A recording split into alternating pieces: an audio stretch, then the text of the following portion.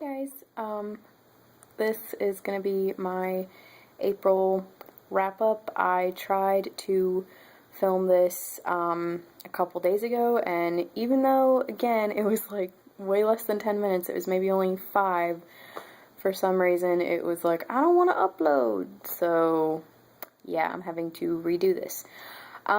April was a bit of a disappointing reading month for me, but I think the reason is because, well, I was in one of those moods where I just wanted to, like, start a whole bunch of books instead of, like, reading them all the way through.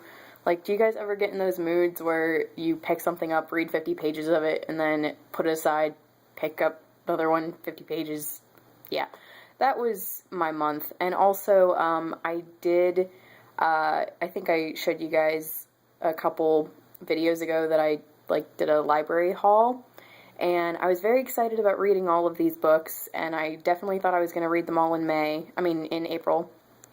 But then, as I told you guys in my update video, I was reorganizing all my books and putting them all on new shelves and stuff, and while I was doing that, apparently when they're, like, in boxes under my bed, they don't seem like that many books, but then when they are all on my shelves, I kind of had a little mini attack and was like, oh my gosh, look how many books I own that I haven't read. What am I doing with these library books? I need to take these back immediately and just start focusing on books I own. So yeah. So because of that, I only actually read one of the books from the library, which was Anya's Ghost by Vera Bregel. I don't know how you say her last name. But it was really good. I really enjoyed it. It is a graphic novel about a girl who, she doesn't really have very many friends. She's kind of lonely, and one day she falls in a deep hole, and there is a ghost girl down there, and they start talking, and once Anya gets rescued, the ghost girl actually follows her home, and at first they're like friends, and the ghost girl like helps Anya with all of her stuff, and it's really good. And then it got very dark, and that was a disappointment for me. A lot of people who I've heard that a lot of people who've read it actually enjoyed that twist, which is cool. But the thing for me is that I think since I wasn't expecting it to be dark, it just kind of threw me off, and then the whole mood of the graphic novel was changed for me. So because of that, I had to give it a 4 instead of a 5. It would have been a 5 if I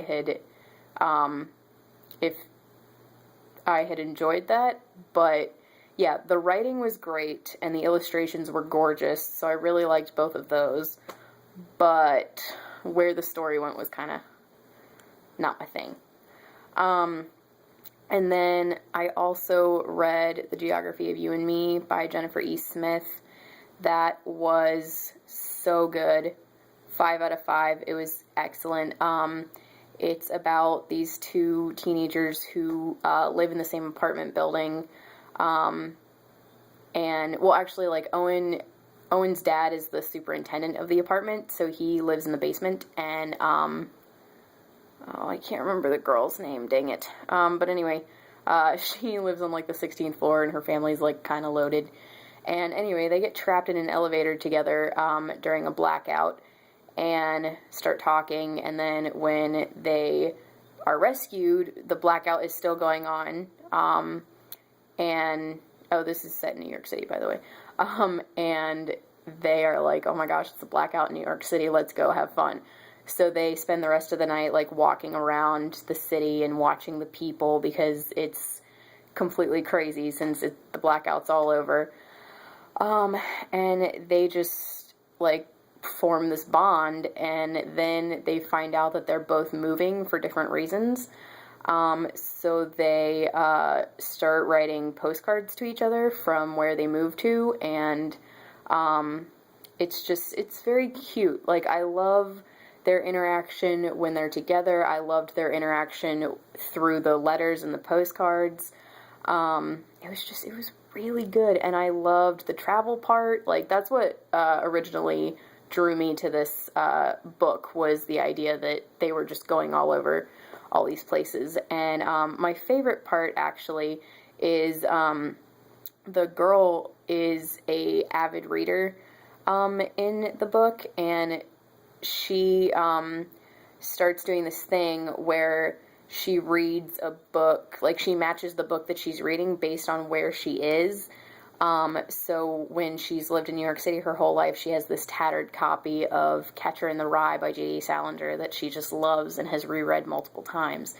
And then when she moves to Edinburgh, she reads Trainspotting for the first time. And when she visits Paris, she reads The Little Prince. When she visits Prague, she reads Kafka, because that's where he was born. And so it's just, I don't know, it's just very cute and just really cool. I loved that part. So that book was great, and I really enjoyed it. And as far as, I didn't really finish anything else, but I started,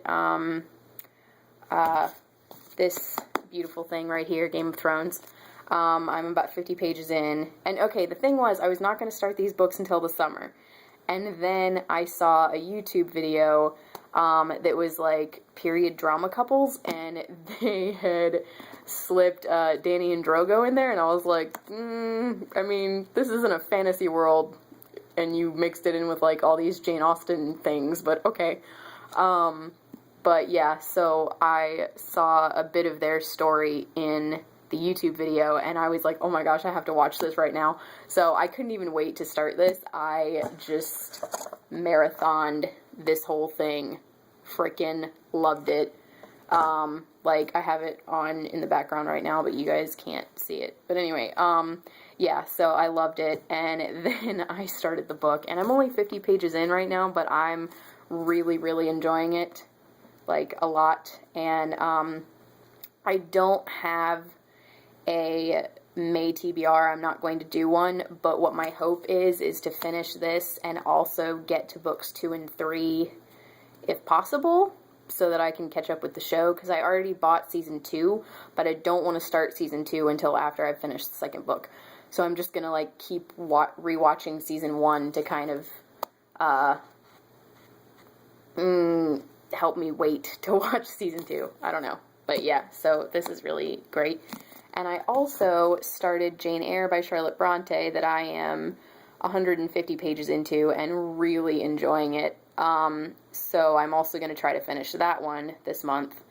And again, like, I'm not making a TBR because I don't want to, I'm afraid that if I make a TBR, then I'm going to not stick to it and then feel guilty about it later. But anyway, so what I'm hoping to do is finish Game of Thrones, finish Jane Eyre, read Clash of Kings and Storm of Swords, and then if I finish all of that, I would really like to read This Star Won't Go Out, or finish This Star Won't Go Out by Esther Earl, and read The Fault in Our Stars by John Green before the film comes out on the 6th of June. But what I might do is just wait until June 1st and, like, spend those 5 days finishing those if I don't get through these fast enough. But yeah, so that was my wrap up, and, like, the books that I hope to read in May, but I'm purposefully, like, not calling it a TBR. So yeah, thank you guys so much for watching, and let me know what books you guys read this month, or what you think of what I'm reading, and I will talk to you guys later. Bye.